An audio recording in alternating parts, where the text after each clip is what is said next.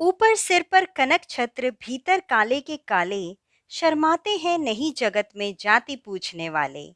इस वीडियो को सुनने के बाद गायत्री परिवार के हर एक सदस्य को अपने ऊपर बहुत गर्व होगा कि वह एक ऐसी संस्था से जुड़े हैं जिसके संस्थापक ने अकेले समाज के ठेकेदारों से भिड़ने का साहस किया था। और यह साहस उन्होंने तब किया था जब समाज पूरी तरह से अनेकों कुरीतियों से घिरा हुआ था।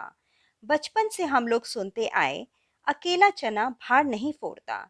इस बात को इतिहास ने बार बार गलत साबित किया है। तो आइए सुनते हैं वह प्रसंग। किशोर वय पार करके वे युवावस्था में पहुंचे ही थे, तब का यह प्रसंग है। घोड़ी पर खरहरा करने के लिए गिरवर नामक का एक सफाई कर्मचारी आता था।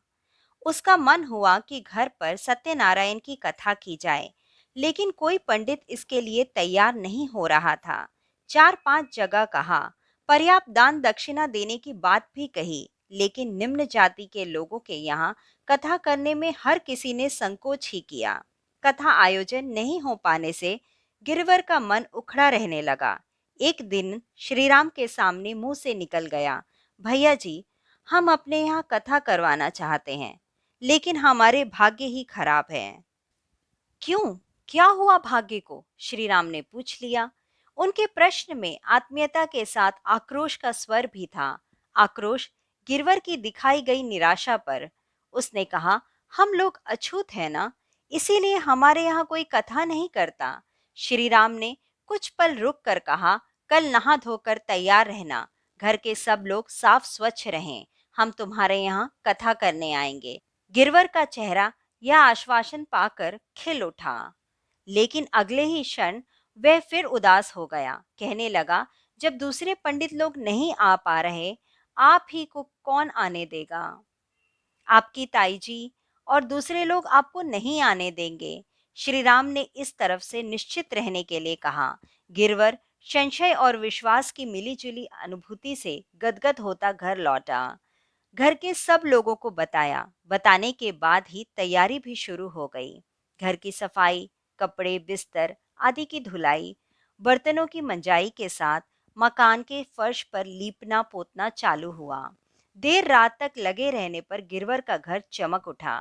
अगले दिन 18-19 साल के युवा पंडित पोथी, हवन कुंड, सामग्री, शंख, तस्वीर, झालर आदि लेकर पहुंच गए। गिरवर ने अपनी जात बिरादरी के लोगों को भी आमंत्रित किया था। वहां इकट्ठे लोगों में उल्लास और उत्साह फूट पड़ा था। ओम जय जगदीश हरे पूरी आवाज से उन लोगों ने आरती गाई। शंखनाद और जयकार की गूंज गांव के दूसरे घरों तक पहुंची। तत्काल कुछ समझ नहीं आया। जब समझ आया तो ब्राह्मण और ठाकुर टोले के लोगों का कोप जग उठा। वे हरिजन टोले के लोगों को और उनसे भी ज्यादा कथा करने वाले व्यक्ति को सबक सिखाने का मन बनाकर भागे। किसी के हाथ में लाठी थी, किसी ने डंडा पकड़ रखा था। 15-20 लोगों का दल गालियां बकता हुआ हरिजन टोले की तरफ दौड़ा। दूर से ही शोर शराबा सुनाई दिया। गिरवर ने कहा, लोग मारने आ रहे हैं बाबू साहब, आप बचकर निकल जाइए। श्रीराम ने कहा, नहीं, भागेंगे नहीं, आप लोगों को उनका शिकार नहीं बनने देंगे। गिरवर और परिवार के लोगों ने चिल्ला चिल्ला कर कहा, समझाया, दबाव बनाने की कोशिश की। श्रीराम ने भी शर्त रखी कि अपने आप को दोषी मत मानना। वे लोग कुछ कहें इससे पहले ही स्पष्ट कर देना कि श्रीराम ने ही कथा की जिद की थी। हम लोग तो इसके लिए तैयार नहीं थे। यह शर्त मान ली, कसम खाई, तभी श्रीराम भागने के लिए राजी हुए। ब्राह्मण ठाकुर टोले के लठैत घर के पास पहुंचे। इससे पहले ही श्रीराम ने पोथी पत्रा और कथा का सामान समेटा। अपने साथ लाई चादर में सामान बांधा, कंधे पर रखा और खेतों से होते हुए निकल गए। श्रीराम के जिद्दी स्वभाव से सभी परिचित थे, इसीलिए मान लिया कि उन्होंने कथा कहने के लिए हट किया होगा। फिर भी उन लोगों ने टोले वालों को धुतकार फटकारा। उधर गिरवर और साथ के लोगों ने लठैतों को वही सफाई दी जिसकी कसम खाई थी। हवेली में आकर ताईजी से शिकायत की। ताईजी ने श्रीराम को थोड़ा सा डांटा डपटा, बात वहीं खत्म हो गई। समाज में नए संस्कार जगाने के लिए श्री राम ने अपनी बातों को लिखकर और बोलकर भी कहना शुरू किया। उन दिनों स्वतंत्रता आंदोलन के पक्ष में या अंग्रेजों के खिलाफ लिखना आसान नहीं था। लिखा जाता तो वह छपना मुश्किल था। श्री राम ज्यादातर कविता लिखते थे।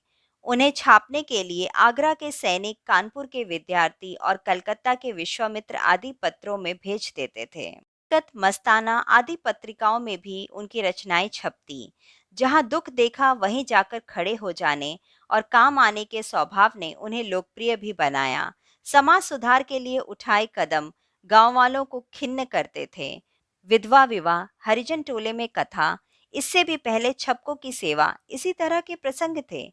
लोगों ने इन कार्यों का विरोध ही नहीं किया, बहस भी की। श्रीराम बहस में उलझने के बजाय लेखों के द्वारा अपना पक्ष रखने लगे। ये लेख पत्र पत्रिकाओं में भी छपते और हाथ से लिखकर भी बांटते।